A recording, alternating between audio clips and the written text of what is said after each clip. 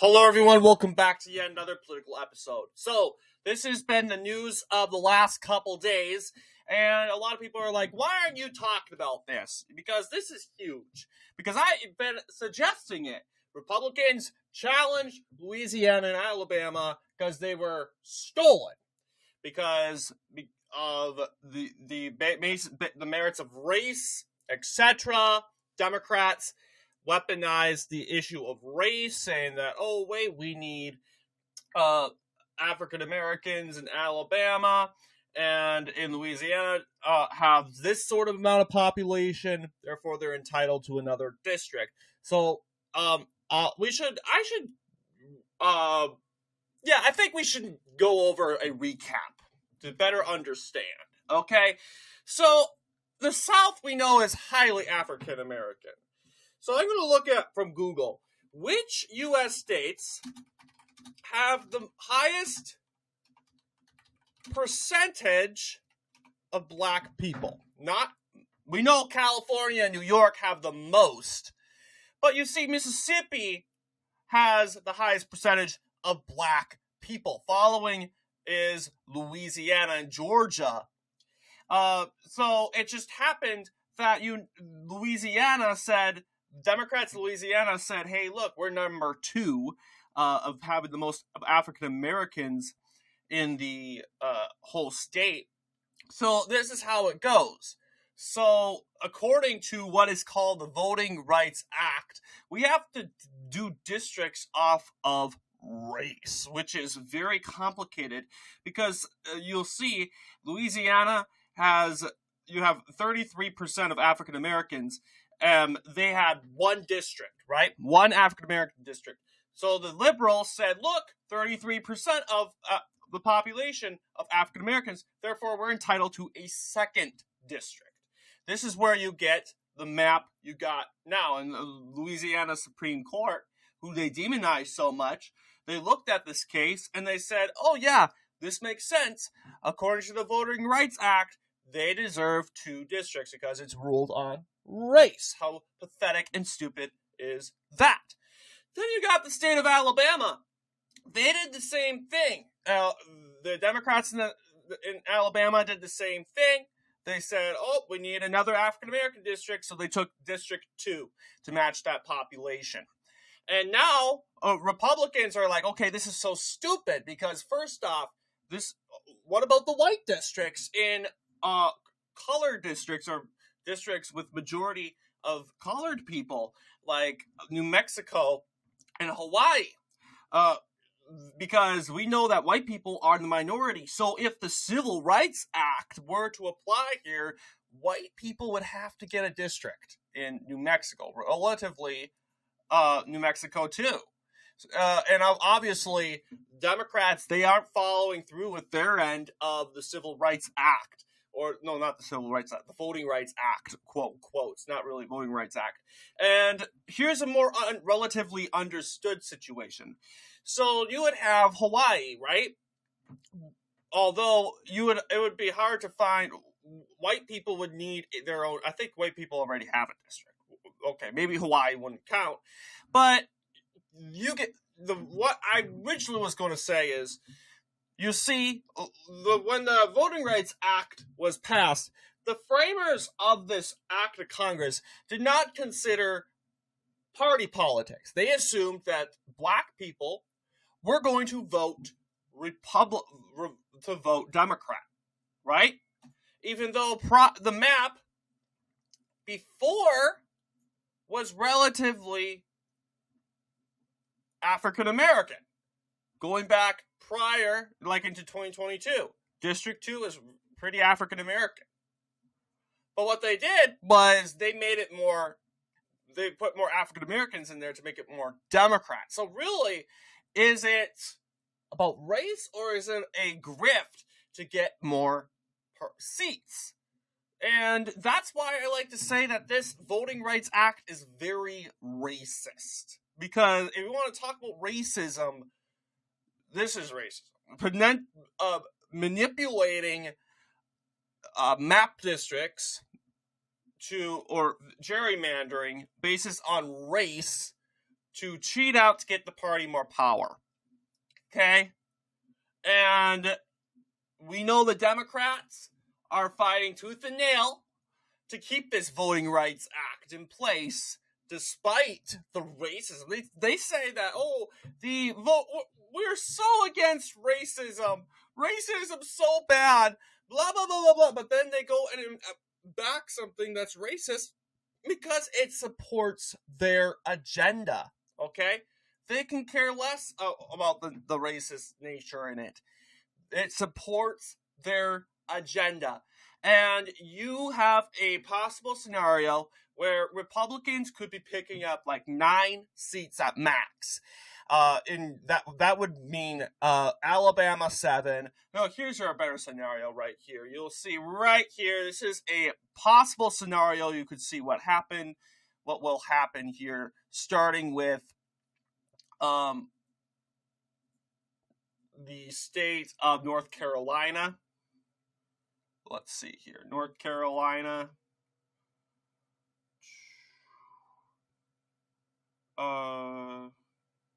There we go. Yeah, for sure we would win North Carolina. 1 would be inevitably redistricted. And it would look just like this, okay? This is your map for North Carolina.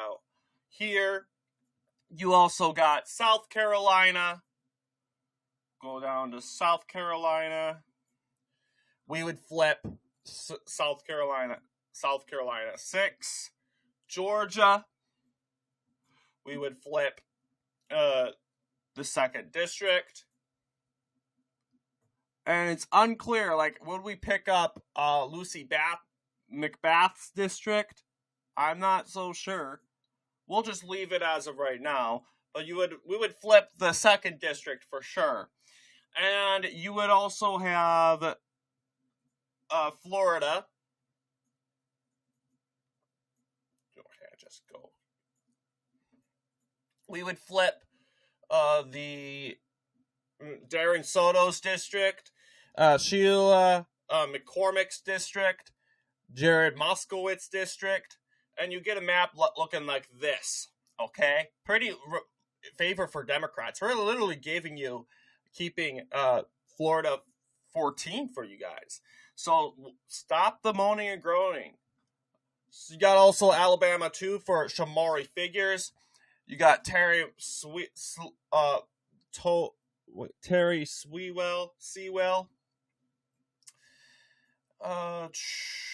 Mississippi. Benny Thompson. His seat's being taken. Steve Cohen. Cleo Fields and Troy Carter. So now Republicans, this is like a doomsday scenario. Greg Foreman is correct when he suggests this is going to be a doomsday scenario. This is like what we're aiming to pick up. But relatively, if we're talking about changes here, I think realistically, we got to expect representation-wise that Democrats are probably going to keep Tennessee 9, and Democrats could possibly keep Louisiana 2, mainly because of the 2 major cities, Memphis and New Orleans. But you get what I am saying here. Still, it is a doomsday scenario for Democrats. So this is why they are all coming out mass. And, and they can't say it with a straight face that, we're worried about losing. We're worried about losing everything because we knew we rigged the census map in 2020 on the basis of race and illegal immigration. And due to this, because we did this, everything's going to be turned around all at once. So this is what's the possible scenario. It looks like the Supreme Court is going to go forward with this huge change. The Democrats will cry racism, but the real racism is the fact that you're using race to get more money and power. The Voting Rights Act was passed in, I want to believe 1964. That's a guess. But they'll say, oh, look, it was endorsed by MLK. But MLK knew that this was going to be temporary. Okay? It's like giving it's like, for example, I tend to think of this like a nation state building, right? The United States in Iraq, after we overthrew the government in Iraq, the Ba'athist government in Iraq, we overthrew Saddam Hussein. What did we do?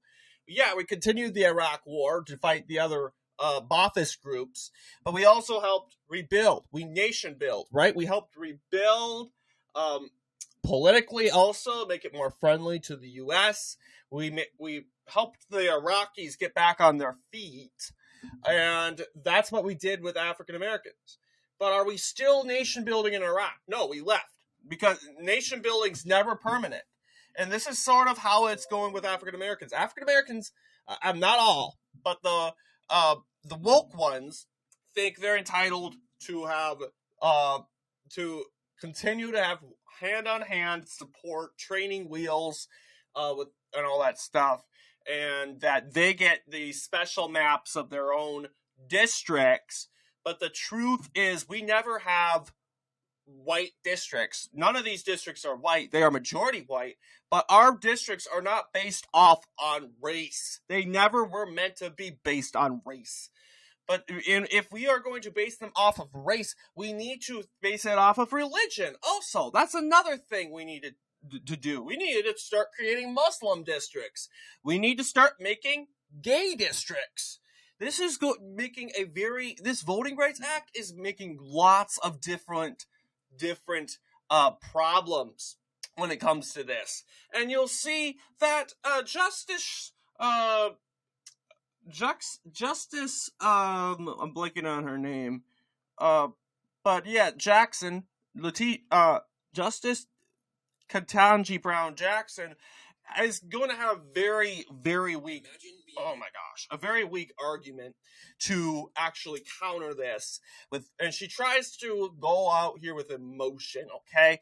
And she is going to compare African Americans and racial minorities to disabled people, because that's how bad her argument is. That is how bad the proponents of the Voting Rights Act and the opposition of this challenge to the Supreme Court is. That they try to take a group of people compared to another group of people, like disabled people. She mentions people with wheelchairs and say that, people with wheelchairs, they have a right to these special accommodations like elevators and ramps to help them get into stuff. No, African Americans are not disabled people, and she is going to try to put them into that category because they're a quote marginalized community. And let's be honest, I don't think African Americans are marginalized. I think we have so many smart black people in our world. We had a black president. Yeah, we have a black Supreme Court justice who's a woman. Let's be honest, they wouldn't be having this much success if they were marginalized, quote unquote. The word marginalized is a gaslighting word to help build up the base of the Democrat Party, to get African Americans to tell them, you're marginalized, we need to protect you. This is what the white liberal woman will tell these people. So let's react to Ketanji Brown Jackson gaslight and deflect. It's suggesting that we can't overturn this because just like disabled people, African Americans have a right to their maps. Just like disabled people have a right to their ramps and their elevators and to their wheelchairs provided by the government. Let's react to this. Whoops, I turned off the sound. Give me a second. Not accessible to people with disabilities. And so it was discriminatory in effect because these folks were not able to access these buildings. And it didn't matter whether the person who built the building or the person who owned the building intended for them to be exclusionary. That's irrelevant. Congress said the facilities have to be made equally open to people with disabilities if readily possible. I guess I don't understand why that's not what's happening here. The idea in Section 2 is that we are responding to current day manifestations of past and present decisions that disadvantage minorities and make it so that they don't have equal access to the voting system, right? They're disabled. In fact, we use the word disable in Milligan. We say that's a way in which you see that these processes are not equally open. Yet, here's the funny thing, though. Here's the African Americans have as much equal access as white Americans. This is the same argument they try to say. These are the same people. I can guarantee you, Ketanji Brown Jackson is a opponent of voter ID because she's using the same arguments on that in this case. Oh, we can't do that. We can't. The voter ID hurts minorities. What do you mean? Minorities have voter ID. In fact, every minority who's here legally has an ID. I shared my experience of getting my ID, and plus you need to have a state ID. 100% supposedly of people in the United States have a state ID. Okay, that includes 100% of African Americans. So if voter ID is to be enacted, all you got to do is to show your state ID or driver's license as an ID, and you get to vote. But you see, people like Ketanji Brown Jackson, they can't stand that because they think, for one thing, I think they're covering for illegal aliens. Let's be honest. They're covering for illegals because they know that if we force voter ID and driver's license to be presented at the voting booth, then illegal aliens who don't have that, they are going to end up, they can't vote. They can't vote.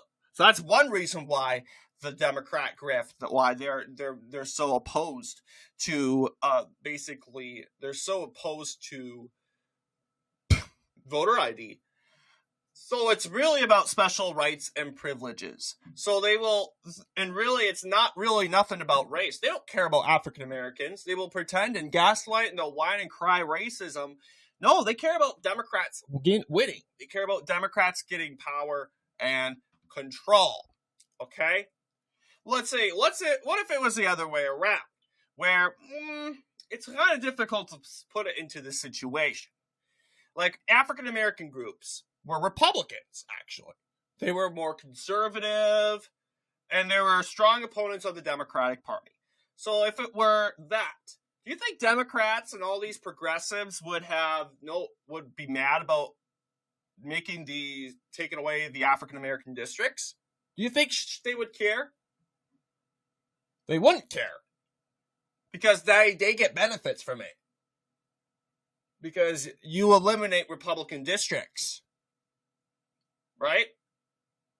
They wouldn't, and they gain those districts. So they would be quiet. They wouldn't be saying anything. But obviously, we know the and it's not just that. I think African Americans are represented in the census. Just that, like Muslim Americans, Jewish Americans, Hispanics, they're represented. But they're represented in a different way. They're represented as Republicans and Democrats all across the country. That is how our census was made. But the Voting Rights Act, quote, quote, makes it color-coded. And now we assume that every African American is Democrat, every African American is Republican. And that's not true. In fact, increasingly, African Americans are becoming more Republican. African Americans in general down in the South are more conservative. But we make it with the borders and the boundaries to make it more favorable for Democrats. That's why we're having a conversation. And like I'm saying, if this equal rights sort of thing, you have New Mexico, for example. New Mexico is very Hispanic, and Hispanic people are the majority But according to the Voting Rights Act, should white people get a district? Because they have like a good 30% of the population there. Well, I don't see any white district. In fact, Democrats gerrymandered New Mexico so much that you have District 2, District 1, and District 3 being more liberal. Although, District 2 is somewhat competitive. You get what I'm saying, right? So, here's the thing. Yeah, why aren't we challenging New Mexico? If the Voting Rights Act was legitimate, why don't we white people have our district in New Mexico? Why? Better yet, what about in California? Now, I probably would be pretty ignorant to tell you that there are no Asian districts in California. But to me, it looks like these maps up here were made to match big major urban city precincts. So I don't know. I can't tell you that there are no... I know a lot of Asians come from over here around the San Francisco area. Should Asians get a district? I don't know. Do Asians have a district? Is there a Asian majority district in the U.S. House of Representatives? And what about Native Americans? That's the thing. And there are 2 Asian majority districts. Both are located in Hawaii. Of course. The one state that has the Asian majority. But what about California? What about California? Because all the Asians, we're told, live in the West Coast. Los Angeles, San Francisco, Santa Clara, San Jose. Where are the Asian districts? See, so it puts us into an awkward position. Now we're supposed to make a district for Asians. Now we have to make a district for Native Americans. Now we got to make a district for Muslim Americans, even though I do think it's about how much of the population they make. So you need to get a certain double-digit amount of people before you get a district. I understand that. But California has quite a lot of Asians. They have a lot. Where's their district? So this is something I'm very critical of the Voting Rights Act about. One, this was made temporary, right? And a lot of people think they're entitled to this, to a black majority district. And you do have black majority districts. What are you talking about? What? For example, let's go to Chicago. There's a lot of them. And it's okay to make a African-American district, not unintentionally, right? But what the Voting Rights Act is forcing us to do is to make districts racial intentionally. Okay? They were doing everything that, MLK told us not to do. Judging people on the basis of their race and their skin color. And that's the other. This is ridiculous. And sometimes it doesn't work. Like in the case of Hawaii. Yeah. To me, I think, I don't know, Hawaii, New Mexico, I don't know how you're going to draw that sort of map. But looking at how African Americans shaped up Chicago in these urban areas lately, I can tell you that a lot of them are districts, minority-held districts.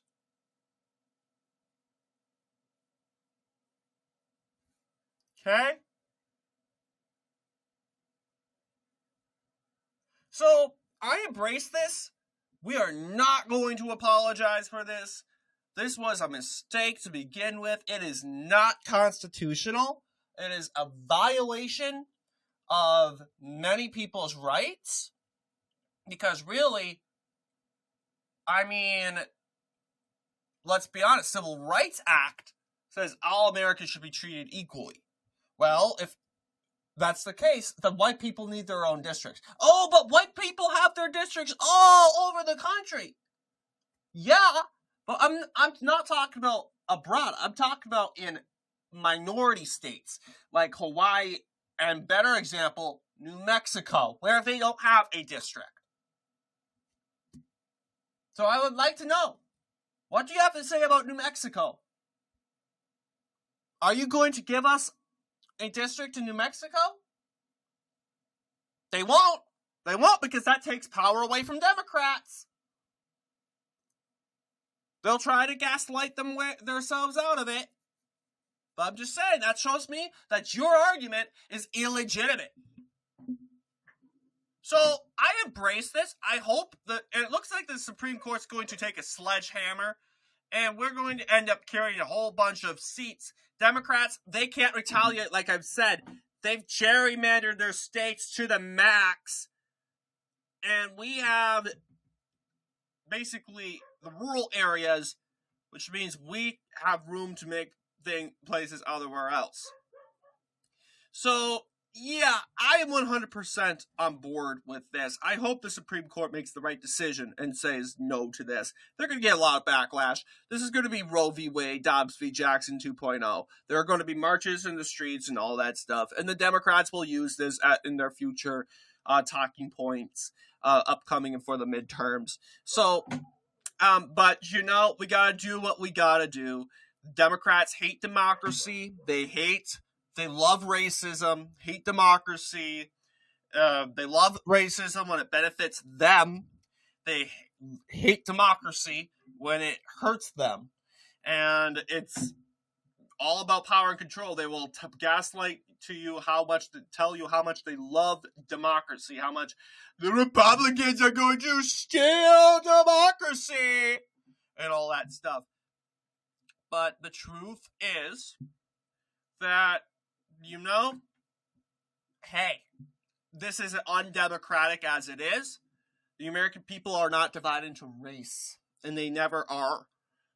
Our districts are not supposed to be racially divided. We are supposed to count people, colorblind census. And if we're going to do a census on race, we might as well do a census on religion, which is going to make this even way more complicated. So anyway, what do you guys think in regards to this video? Let me know down below. And as always, I'll see you all in the next political episode.